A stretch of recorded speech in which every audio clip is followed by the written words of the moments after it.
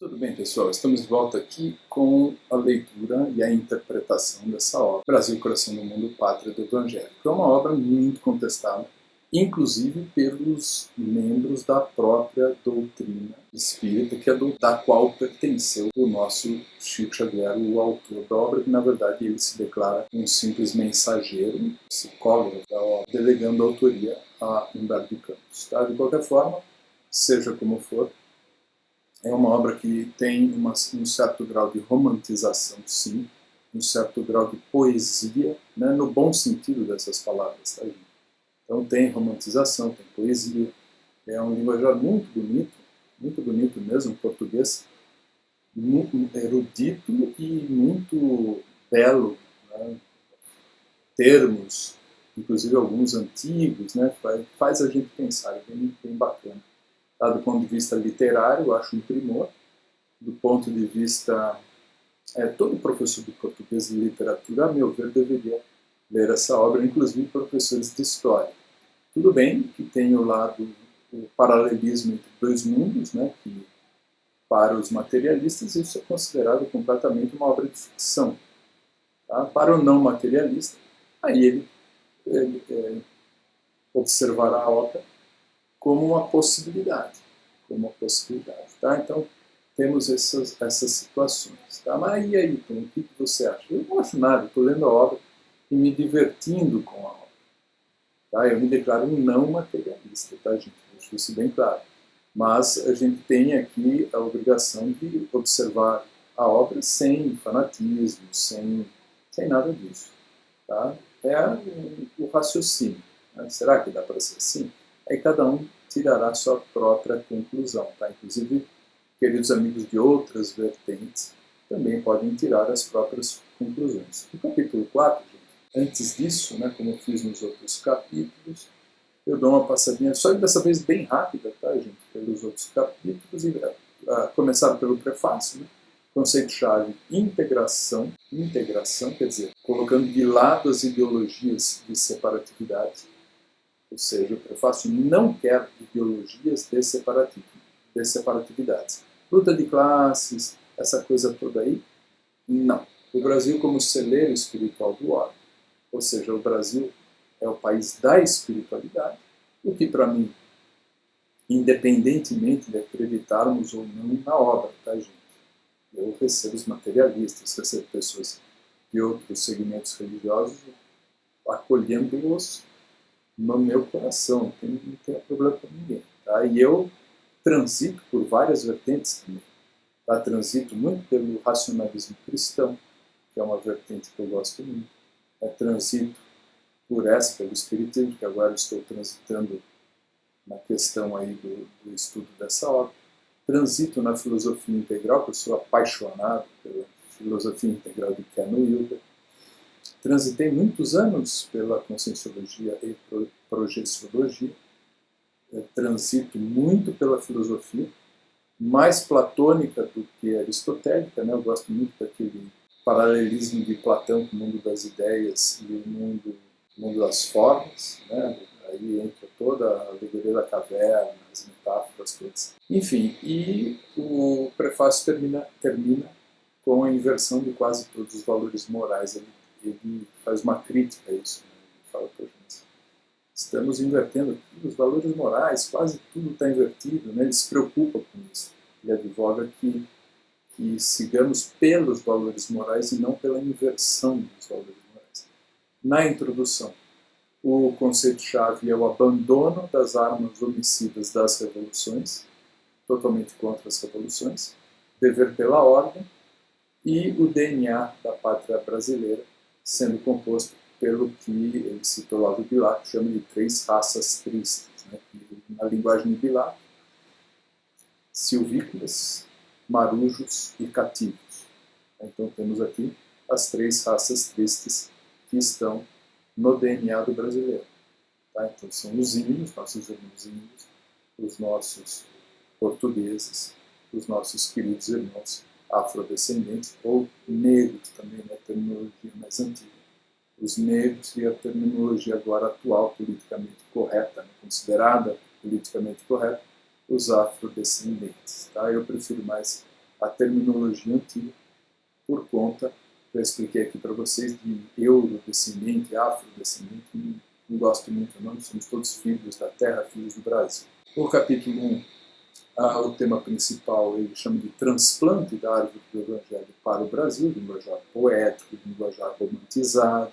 Eu sou um cara da ciência, um cara da filosofia, tá? Mas eu estou me aventurando aqui nesse linguajar mais romantizado e mais poético, tá, gente? Então, eu tenho a mesma dificuldade que meus colegas aí da ciência e da filosofia, num linguajar mais religioso, mais poético, mais alegórico, mais tem a fala por parábolas, né? Então requer muita interpretação. Ele fala também dos problemas políticos e do Eliú, uma personalidade que, segundo a obra, acreditemos ou não, e encaremos pelo viés romantizado, poético ou pelo viés histórico, ele seria o Infante de Sagres, tá? O grande navegador português. Temos no capítulo 2, então, a não fragmentação do Brasil, como o único exemplo da história, na forma que ocorreu, com um país gigantesco, extensão territorial gigantesca, continental. Nós temos aqui no capítulo 3 a situação da nomeação do zelador espiritual do Brasil, que pela obra, seja ficção, encare você como ficção, como componente histórico, né, ou seja, principalmente os espiritistas, né, colocarão o olhar mais histórico, seja de mesmo não materialistas de outras áreas do saber, olharão como mera possibilidade. Até alguns espiritistas andei vendo muita crítica a essa obra dos próprios espíritas. E eu não tenho, assim, da minha parte não tenho motivo nenhum para duvidar de nenhuma interpretação. Tá? Aí coloca a questão do Brasil estar muito enraizado com a bandeira que ele chama de Lábaro Bendito, Deus, Cristo é caridade. E temos o DNA do Brasil sendo colocado nesse capítulo, né, o capítulo 3, como o DNA da espiritualidade. Ele cita o Sermão da Montanha, que basicamente é o DNA da espiritualidade cristã. Tá? E agora o capítulo 4 falará dos missionários, né, conceito-chave missionários, personalidades históricas, e ele tratará do desapego aos bens materiais. Ele fala então como exilados, né, tanto aventureiros como técnicos. Tá? Então o exílio aqui nos delegou tanto a questão de alguns aventureiros portugueses como os técnicos que vieram para cá. Tá? Então quase todas as expedições que se dirigiam aos régulos da Ásia tocavam nos portos de Veracruz, ou seja, os portugueses que iam atrás lá da Índia, né, dos tesouros inesgotáveis das Índias na época, eles também davam uma passadinha aqui, né, vastos de Veracruz, né, você está falando do Brasil, né, território brasileiro, e cujo Nordeste centralizava as atenções dos comerciantes franceses que se abasteciam de vastas provisões do pau-brasil. A França sempre de olho aqui na gente. Até hoje, né? A França sempre quer dar uma mordidinha aqui. E aí, grande número de exilados, conta a obra, e aventureiros, eles vinham para cá. Né? Ficavam aqui no litoral, alguns até abandonados no extenso litoral do país, inexplorado e desconhecido na época. A situação, conta a obra aqui, que contava com uma certa indiferença do monarca, distraído nas conquistas do Oriente. Tá? Então a obra conta essa questão. Tá? Que o gerentão aqui da colônia, né, o monarca, meio que estava deixando o Brasil de lado, né, abandonou o Brasil para a exploração francesa e espanhola. Tá? É o que conta a obra. Depois, se é fato ou fita, verdade ou mentira, aí é a interpretação de cada um. Tá? Chegando ao litoral baiano, ele conta aqui o caso de Gonçalo Coelho, né, que organiza a feitoria de Santa Cruz, coloca aí dados históricos. Tá? O nome do país agora é Terra de Santa Cruz. A Terra de Santa Cruz. Aliás, uma vez estive em Portugal, até a pessoa falou, você é da Terra de Santa Cruz. Eles ainda são muito ligados ao passado, né? Ainda não trocaram o nome na cabeça, sabe que é Brasil, lógico, mas ainda chamam de Santa Cruz, Terra de Santa Cruz. Tá? E aqui, gente, o capítulo traz uma questão espiritual, ou, para quem for materialista, uma questão poética, uma questão romântica, tá? Uma situação de ficção científica, e para quem for espírita, seria uma questão real, né? Uma convocação da personalidade que a obra identifica com o nome de Ismael. Tá? Então, essa personalidade vai até o plano espiritual e coloca a questão que precisamos, né, abre aspas, precisamos de colaboradores devotados que não temam a luta e o sacrifício. E ele fala isso para que o Brasil seja uma bandeira, seja um marco de paz e de perdão.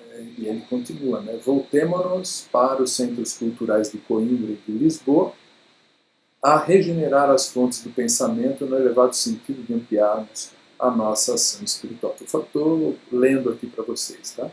Algum de vós, ele está chamando um pessoal ali, tá, gente? No lado de lá, tá?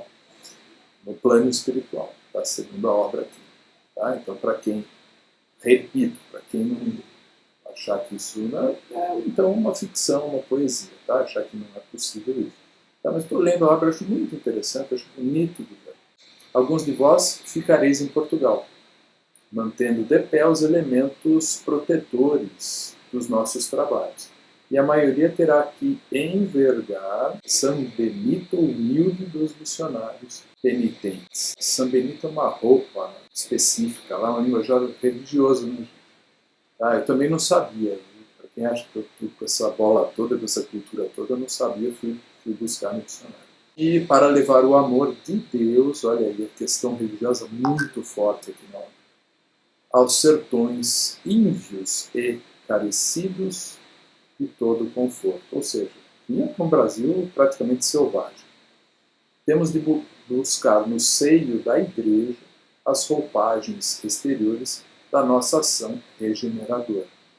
Infelizmente, a dolorosa situação do mundo europeu, em virtude do fanatismo religioso, tão cedo não será modificada. Ele faz uma crítica aqui à obra, à religiosidade europeia.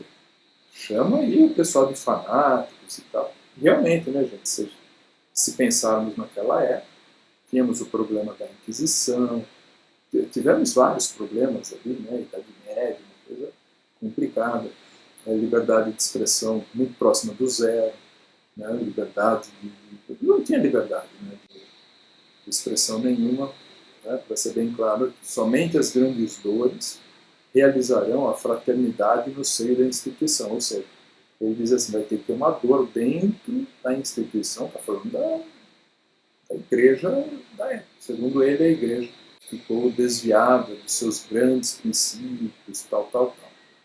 Tá? Negócio meio complicado, né? Ele critica, inclusive, a participação da igreja com o organismo mundano e perecível dos estados. Esse é um problema, gente, que acreditemos ou não aqui na obra. Esse problema de juntar poder temporal com poder atemporal é um problema que sempre dará problema, é um problema que nos toca ainda hoje no mundo atual, ainda temos isso, e alguns outros estados temos o problema da exclusão do poder atemporal do mundo das religiões, quer dizer, o governante considera todas as religiões dignas de destruição, né, como aconteceu na China, também destruição dos templos lá no Tibete, aquela coisa toda. Né? Então, você elimina todo referencial religioso e aí você acaba concentrando aquela figura do poder atemporal, que seriam as figuras religiosas, né, os representantes desse poder, na figura do governante, do Estado. Então ele vira uma espécie de divindade laica, né, entre aspas, e controlando tudo. O Estado entra no lugar de Deus e o governante entra no lugar do Messias. Tá? Essa é uma estratégia terrível que causou e ainda causa no mundo grandes mazelas sociais, grandes males, morticínios, coisa complicada. E aí ele continua aqui, né, que em Portugal esse pessoal, esses trabalhadores iriam colocar a questão da renúncia aos bens materiais. E ele fala de uma consoladora pobreza. Tá? Eu tenho um pouco de dificuldade com essa questão, tá? Que eu encaro o eixo riqueza e pobreza, eixos de aprendizado.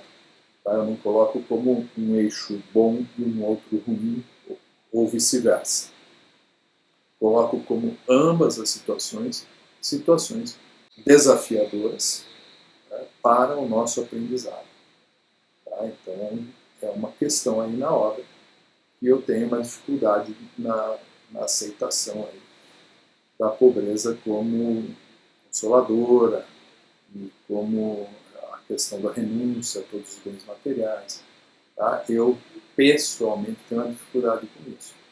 Tá? Eu prefiro a ideia de que todas essas situações, seja de pobreza, seja de riqueza, seja a classe média, como situações de aprendizado.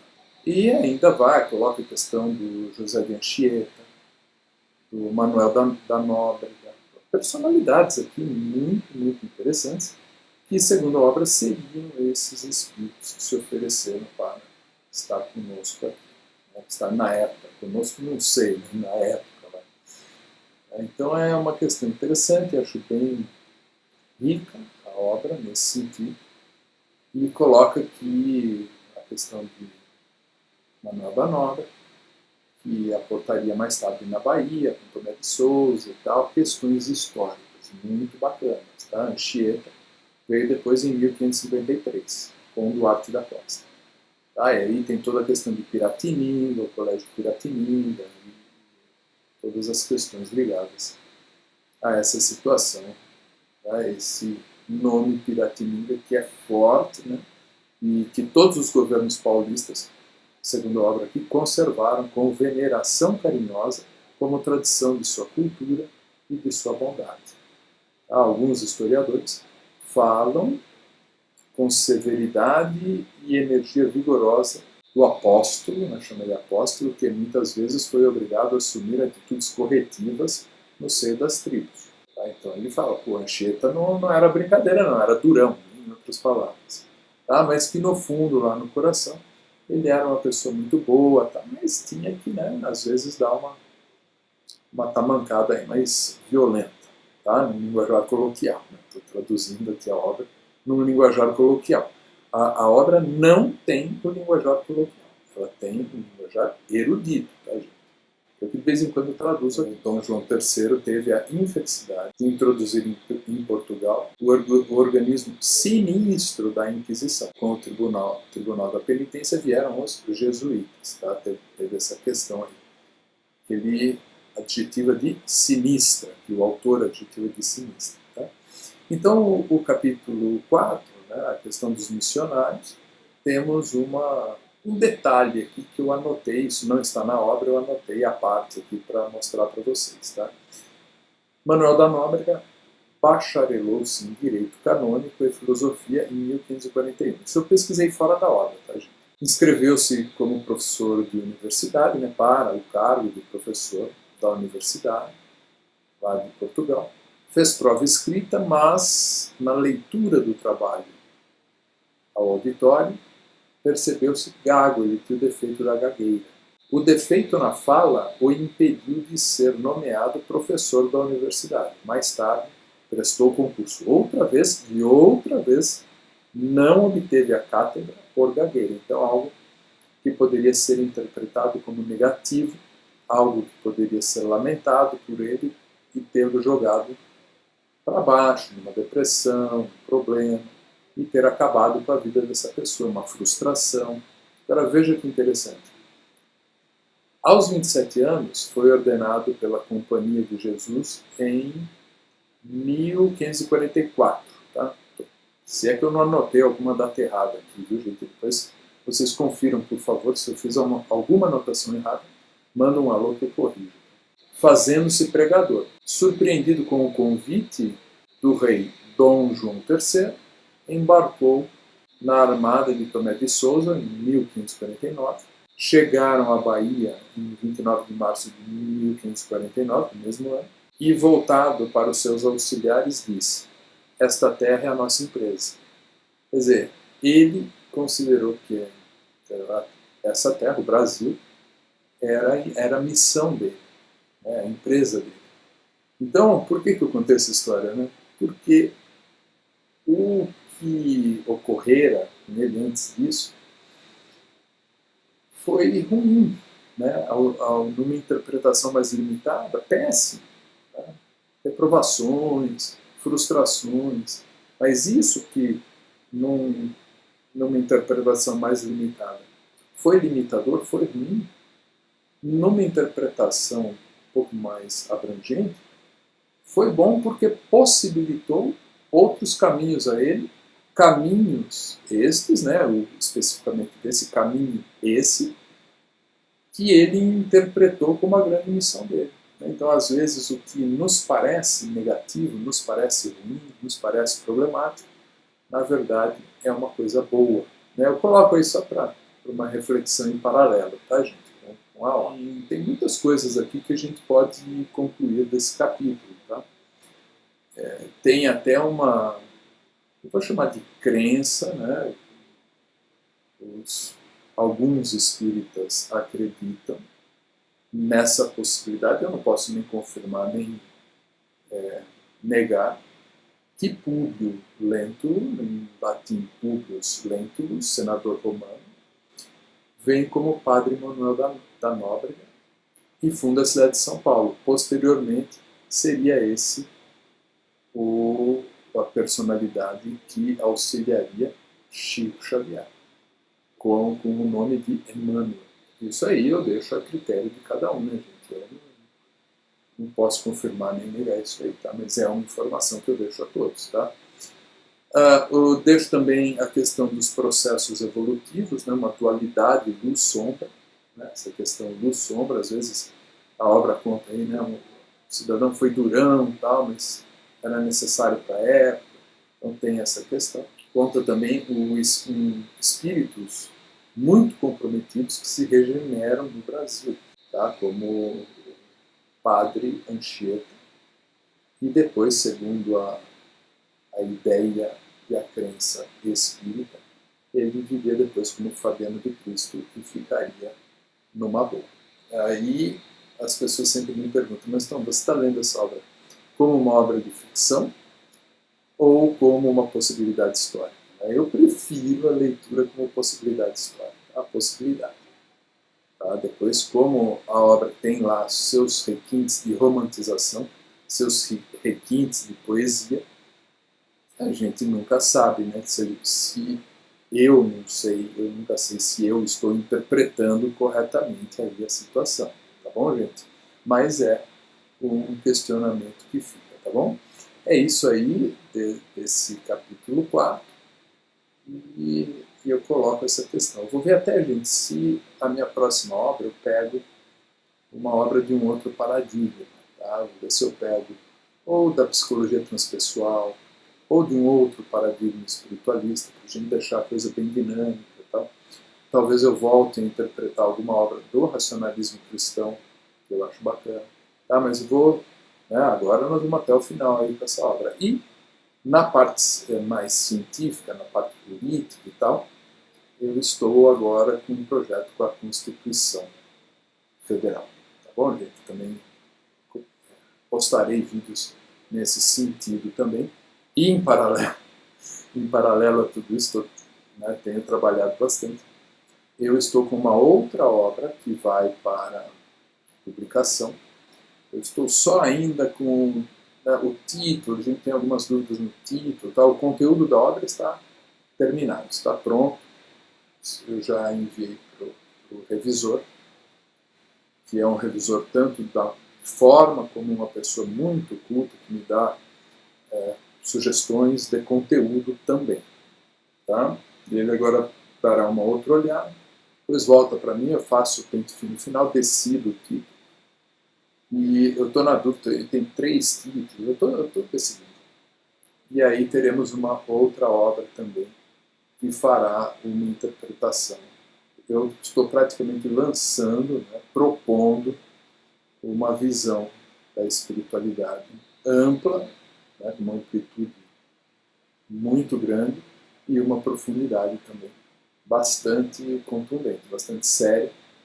E temos aí exemplos e várias vertentes em apoio a essa construção que fiz. Tanto vertentes da ciência, vertentes científicas, muitas vertentes filosóficas. Tá? Eu poderia citar na ciência, eu posso pegar aqui tanto a ciência convencional, como o lado científico de algumas doutrinas transcendentes, tá? Da própria filosofia integral, tem uma parte ali, uma metodologia que eu aproveitei, uma parte também do racionalismo cristão, enquanto metodologia científica eu aproveitei. O próprio Espiritismo traz uma metodologia científica, eu peguei, e muito da ciência tradicional, como eu falei. Tá? Depois tem a parte filosófica, aí eu fiz a festa, aproveitei toda a filosofia tradicional. De fato, foquei mais nos filósofos espiritualistas, né? Deixei um pouco de lado os filósofos materialistas. Foquei também na filosofia integral, né? Obviamente, a parte filosófica também que compõe algumas vertentes da espiritualidade. Nós temos também depois a parte religiosa em si, a crença em Deus, eu trabalho isso na obra e acabo concluindo pelo teísmo. Tá? Eu acabei percebendo que o ateísmo não tem lógica, não faz sentido, não é a melhor possibilidade dentro do meu construto racional. Tá bom, gente? É isso aí, meus amigos. Fiquem em paz. Até a próxima.